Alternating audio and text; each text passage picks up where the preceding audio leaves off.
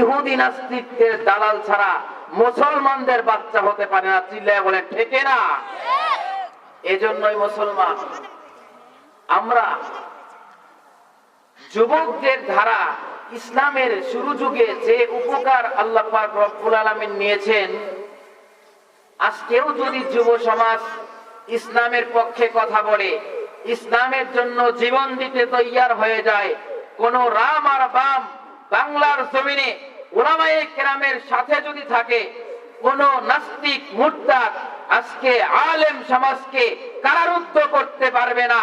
কোন নাস্তিক মুরতাদের কারণে বাংলার জমিন আর দূষিত নাপাক হবে না, বরং কোন নাস্তিক মুরতাদ যুবক ভাইদের কারণে আজকে যুবক ভাইরা যদি ইসলামের পক্ষে কথা বলে, ইসলামের ডাকে সাড়া দেয়, বাংলার জমিনেও একদিন না একদিন কালিমার পতাকা উড়বে উড়বে উড়বে। আজকে আমরা বাংলাদেশের বর্তমান পরিস্থিতি আমরা সকলেই জানি। একজন গেছে আর একজন আসবে, কি বলেন? এটাই তো আমাদের বাংলাদেশ।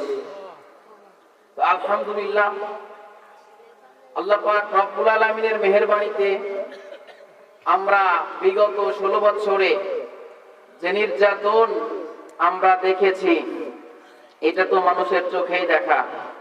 আল্লাহ পাক রব্বুল আলামিন তাদের হাত থেকে আমাদেরকে মুক্তি দান করেছেন।